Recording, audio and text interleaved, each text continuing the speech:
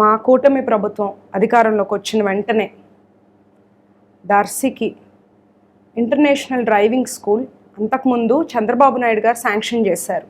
YCP ప్రభుత్వం అధికారంలోకి వచ్చాక ఎటువంటి పనులు జరగలేదు.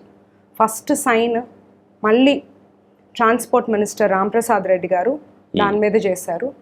మళ్ళీ చంద్రబాబు నాయుడు గారు అధికారంలోకి వచ్చాక దానికి మోక్షం వచ్చింది. అది ఇంతకుముందు అది చాలా ప్రెస్టీజియస్ ప్రాజెక్ట్.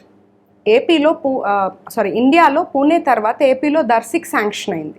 ఓకే, అది అక్కడితో ఆగిపోయింది. మళ్ళీ ఇప్పుడు దానికి ఫండ్స్ రిలీజ్ అయ్యి 1 yearలో అది పూర్తి చేసేలాగా వర్క్స్ స్టార్ట్ అవబోతుంది.